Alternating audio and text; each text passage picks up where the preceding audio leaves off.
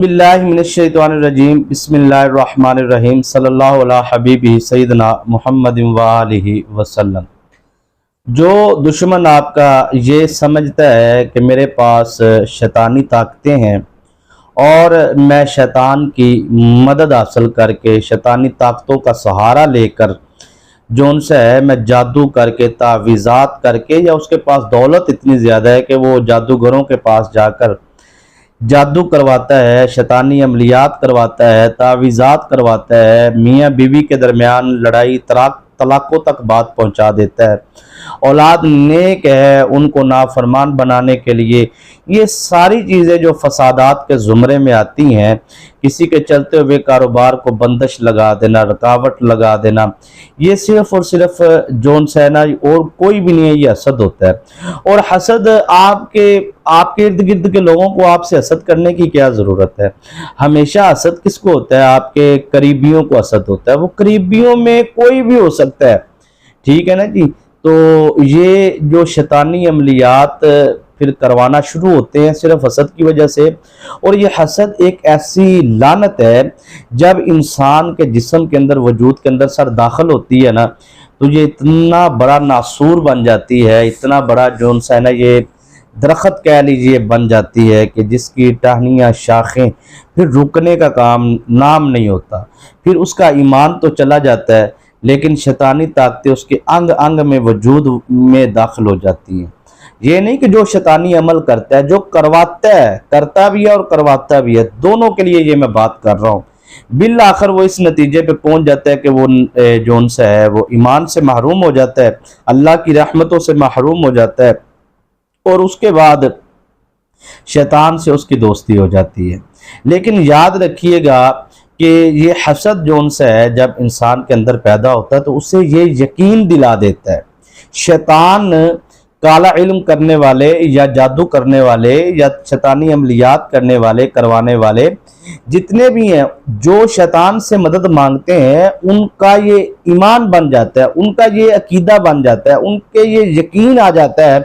कि हम शैतानी अमल करने और करवाने के बाद, मैं बहुत जिम्मेदारी के साथ ये लाइन पढ़ने जा रहा हूँ और ये अल्लाह ताला के फजल व करम से मैं आपको फिल बदी बता रहा हूँ, और इस लाइन पर आपने गौर करना है। जो मैं पूरा नतीजे की ये लाइन है, ठीक है, ज़ाया नहीं करनी। जो मैंने पीछे गुफ्तगू की है ये उसका खुलासा कलाम कह लीजिए, नतीजा कह लीजिए कि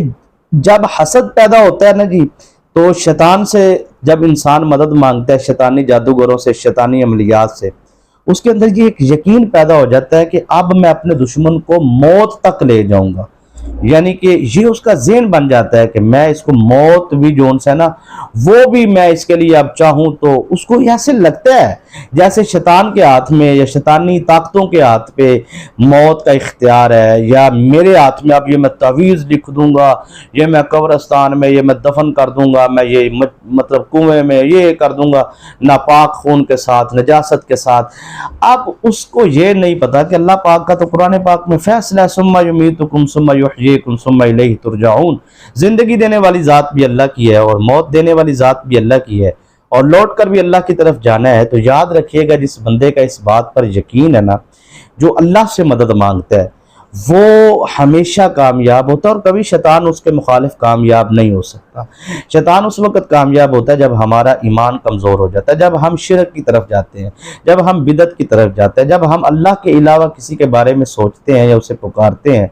तो ये शैतान को अल्लाह के अलावा पुकारना असल में यही शिरक है, यही बिदत है। जब आप शैतान से मदद मांगते हैं, या मैं या कोई भी, तो अल्लाह ताला हमें ऐसी चीज़ों से हमेशा हमेशा के लिए जो उनसे है वो हिफाजत में रखे, हमारे ईमान को सलामत रखे। सबसे बड़ी नेमत जो है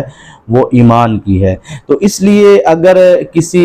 मेरे सुनने वाले व्यूअर्स से अगर ज़िंदगी में कभी गलती हुई है कि वो उन्होंने जो उनसे है वो जादू किसी पर किया है या करवाया है, तो सबसे पहले तो तौबा करें और ईमान पर आएँ, वापस कलमा पढ़ें, क्योंकि वो कुफर की तरफ जा चुके हैं। बिल्कुल अपने आप को ईमान वाला तस्लीम न करें। आप सबसे पहले अपने ईमान की हिफाजत करें। जब आपका ईमान कामिल होगा तो आपके पास कोई वजीफ़ा भी नहीं होगा ना, फिर भी आपको सर कामयाबी मिल जाएगी। आपका दुश्मन कभी कामयाब नहीं होगा। ईमान की इतनी बड़ी ताकत है, सबसे पहले अपना आप ईमान ताकतवर करें। अच्छा सर, उसके बाद ये है कि आपका जब ईमान ताकतवर हो जाएगा, अल्लाह पर कामिल यकीन हो जाएगा, تو پھر آپ نے سر اللہ سے مدد مانگنی ہے، اور اس عمل کے ساتھ اللہ کی رحمتوں کے برکتوں کے جو فرشتے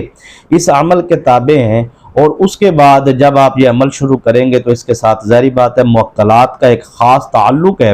جن کی تعداد بیان کرنا شاید وقت نہیں ہے، وگرنہ مجھے تعداد بھی معلوم ہے جو امام غزالی نے بیان کی ہے۔ تو وہ تعداد ایک لفظ کے نیچے 4 فرشتے اللہ کی رحمت کے ہیں، اور 4 موکلات ہیں، اور نیچے 70 موکلات ہیں۔ اب آپ لفظوں کی گنتی کر لیجئے گا کہ کتنے لفظ میں آپ کو بتانے جا رہا ہوں۔ آسان اتنا عمل ہے کہ اس کو بالکل وہ بھی پڑھ سکتا ہے جو سکول کالج کبھی زندگی میں نہیں گیا، کبھی وہ مدرسے بھی اگر زندگی میں نہیں گیا نا، تو وہ بھی اس عمل کو کر سکتا ہے، آسان اتنا ہے۔ تو سر یہ آپ نے عمل یقین سے کرنا ہے، انشاءاللہ آپ کو کامیابی ملے گی، کیونکہ اس عمل کے ساتھ ایک موکلات کا خاص کنیکشن ہے، جنات کا، یعنی کہ وہ نیک جنات جو آپ کے ارد گرد موجود ہیں، ان کو الگ آپ نے بلایا بھی نہیں تو وہ بن بلائے آ جائیں گے اللہ کے حکم سے، اور جو کام آپ ان سے لینا چاہتے ہیں وہ کام بھی کریں گے، آپ کو معلوم بھی نہیں ہوگا۔ تو آپ کی نیت اس عمل کے لیے لازم و ملزوم ہے کہ آپ نے عمل کرنے سے پہلے نیت لازمی کرنی ہے، اور اتنی آواز میں آپ نے نیت کرنی ہے کہ آپ کے کانوں تک وہ آواز پہنچے۔ مثلا آپ کہتے ہیں جی میں نیت کرتا ہوں یا میں نیت کرتی ہوں اپنے فلاں کام کے لیے، میرا دشمن جون سا ہے وہ ذلیل ہو جائے، رسوا ہو جائے، جو بھی آپ چاہتے ہیں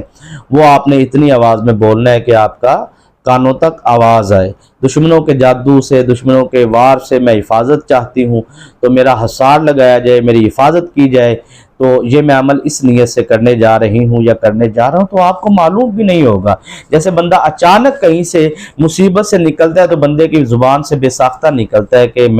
مجھے کسی غیبی مدد نے آ کر سہارا دیا ہے اور نکال دیا، مجھے خود کو نہیں پتہ لگا، ایسے لگا جیسے کسی نے پکڑ کے مجھے باہر نکال دیا ہے۔ تو یہ وہ غیبی مدد ہوتی ہے جس کا میں ذکر کر رہا ہوں۔ تو آپ نے سر ایک تو چیز کا خیال رکھنا ہے کہ اگر آپ کے وجود کے